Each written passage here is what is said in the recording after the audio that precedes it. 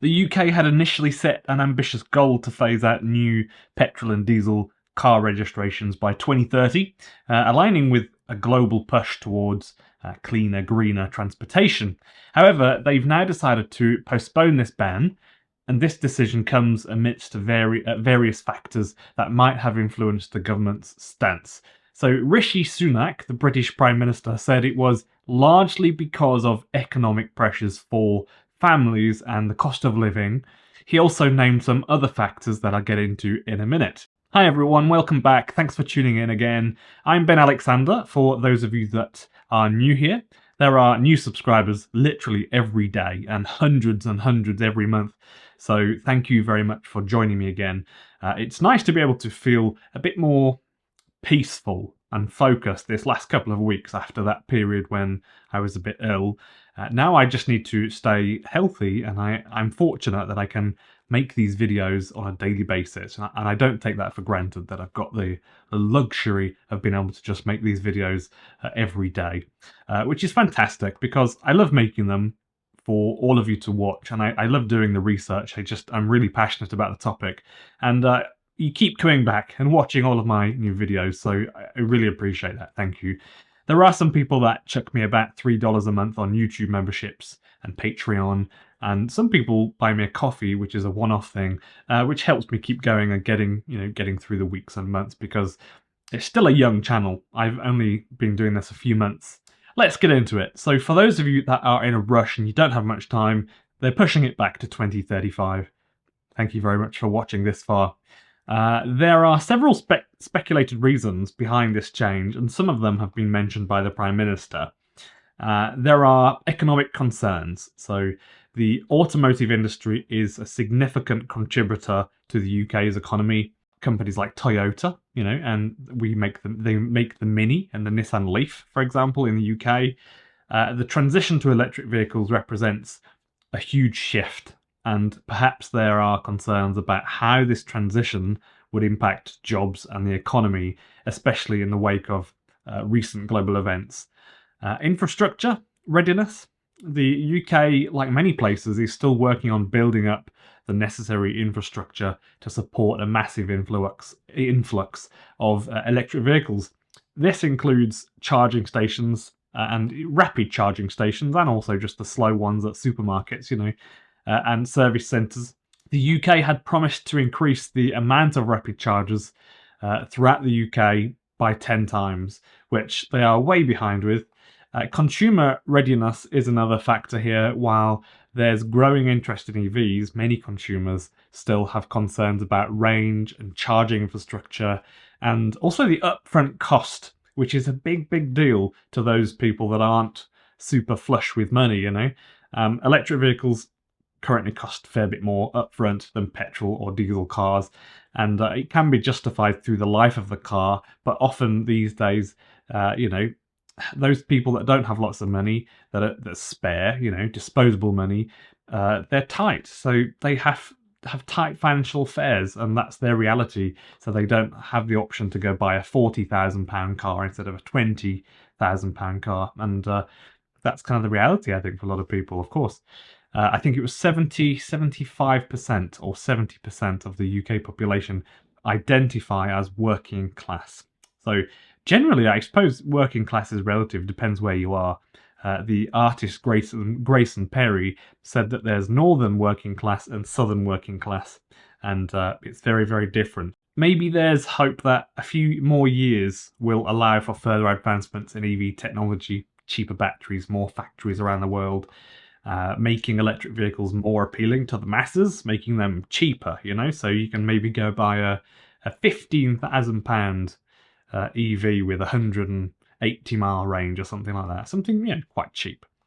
People definitely want them, which is brilliant, but EVs are still not terribly cheap, and there isn't enough European-made EVs as yet, I don't think.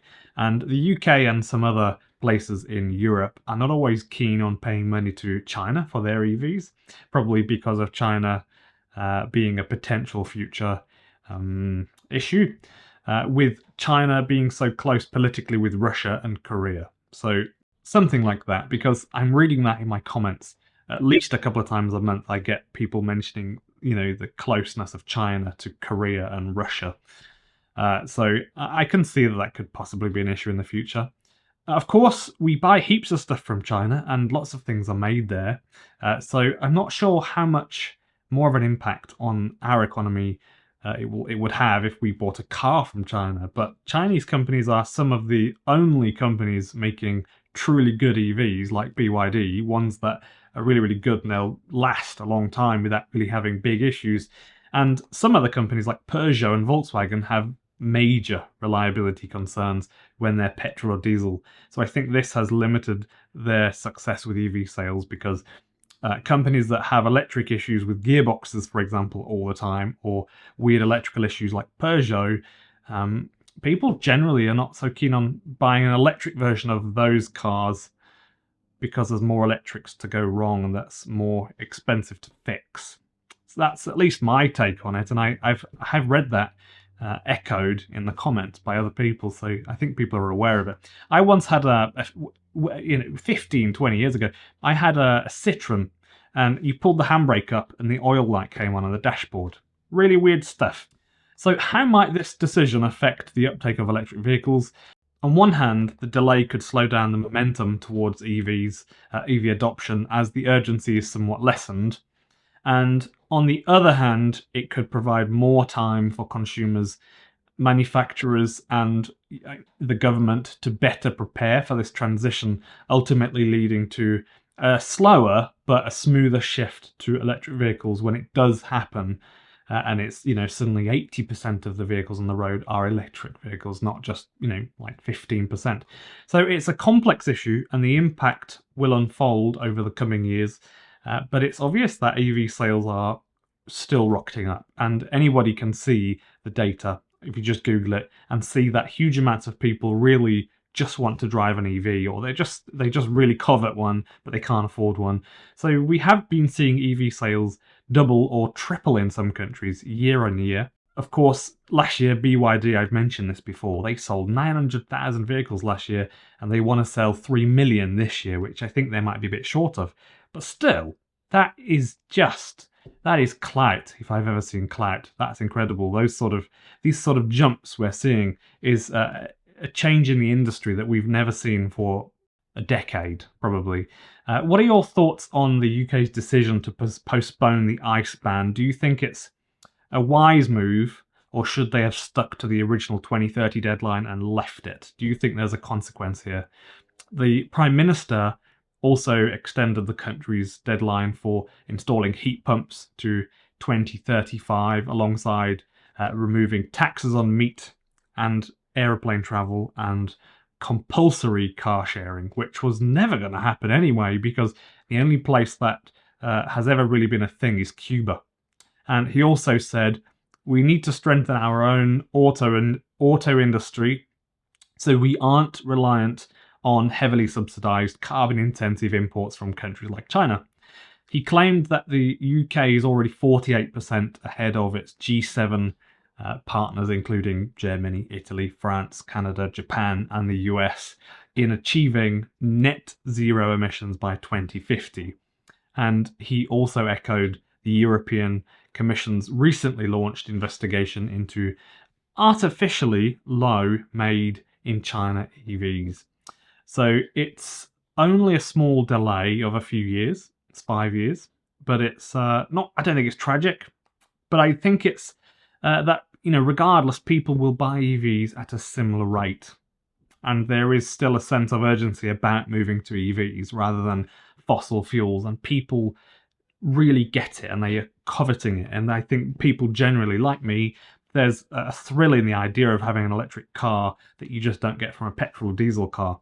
So Germany have been pushing for synthetic fuels, which is not a terrible idea, I guess, for an old MGB GT or something like that, an old car, if you want to keep that going for a Sunday drive. But for the next handful of years, I think they're wanting to look into that. But I think that the fossil fuel industry is so deeply rooted and lobbied that it will just not happen before EVs come onto the scene majorly. So by the time 2035 also comes around, I suspect that we will be mostly EV driven. So we will probably not be overly upset if it got pushed back again to 2040 anyway, because EVs are likely going to be all over the place, whether you like it or not. You would be mad to buy a petrol or diesel car in 2030 or 2035. I can't see a future where buying a fossil fuel car will feel reasonable for pretty much anybody in 10 or 15 years from now.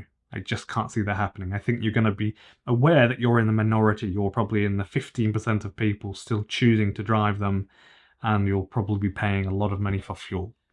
Thank you very much to the people that have joined on Buy Me a Coffee or Patreon or YouTube memberships. Links to these will be in the description below, and they're about $3 each, like I said, and Buy Me a Coffee is just a one-off thing.